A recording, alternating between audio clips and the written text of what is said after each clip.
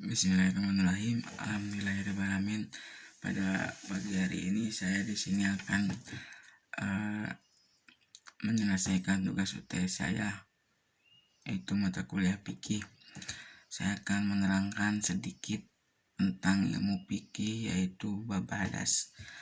Adapun pengertian hadas secara etimologi atau bahasa artinya tidak suci atau keadaan badan tidak suci, jadi tidak boleh sholat.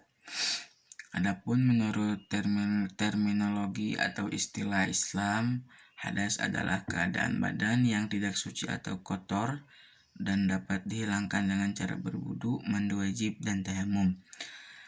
Dengan demikian, dalam kondisi seperti ini dilarang atau tidak sah untuk mengerjakan ibadah yang menuntut keadaan badan bersih dari hadas dan najis seperti sholat, tawaf, itikaf, baca Al-Quran, dan lain-lain. Keadaan tidak suci yang mengenai pribadi seorang muslim sehingga menyebabkan terhalangnya orang itu melakukan sholat dan tawaf. Artinya sholat atau tawaf yang dilakukannya dinyatakan tidak sah karena dalam keadaan berhadas. Adapun yang menjadi sebab-sebab seorang dihukum sebagai orang yang berhadas ada bermacam-macam, yang kemudian oleh para ahli fikih dikelompokkan menjadi dua bagian, yaitu hadas kecil dan hadas besar. Sekarang pengertian hadas kecil.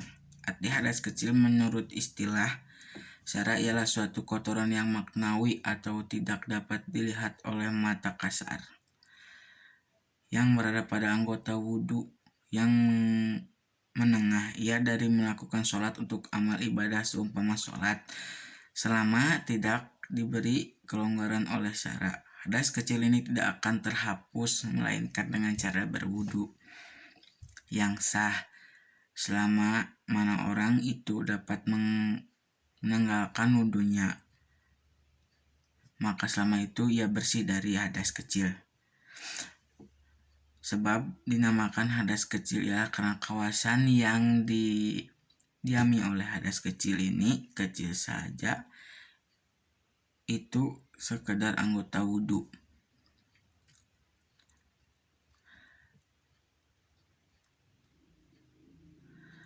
Adapun yang mengeluarkan suatu dari dubur kubur atau berupa buang air kecil atau buang air besar, itu termasuk hadas kecil.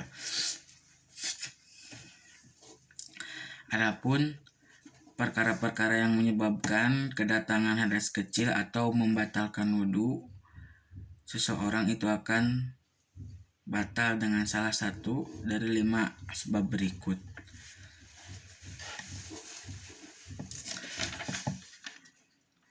Yang pertama itu ada yang keluar dari 2 jalan itu atau kubul atau dubur, maupun kencing, berak, ataupun buang angin atau kentut. Yang kedua hilang akal dengan sebab gila atau mabuk atau tidur yang terlentang. Bersentuhan kulit laki-laki dan perempuan yang bukan mahram dan sudah balik dua-duanya. Yang ketiga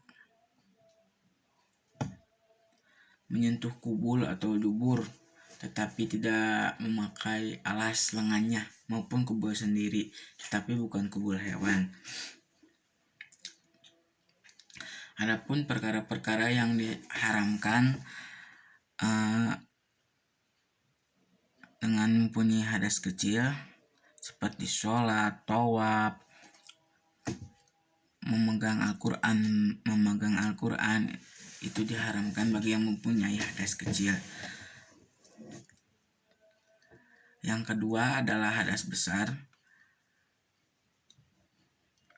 Hadas besar menurut istilah atau syara artinya suatu yang maknawi atau kotoran yang tidak dapat dilihat oleh mata kasar yang berada pada seluruh badan seorang yang dengan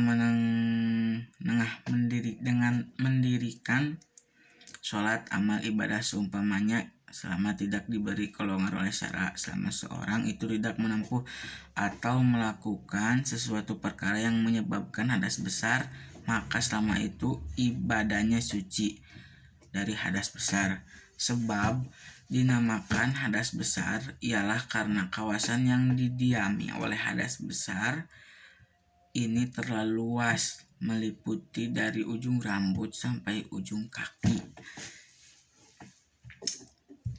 Adapun perkara yang mewajibkan untuk pengharaman buat orang yang mempunyai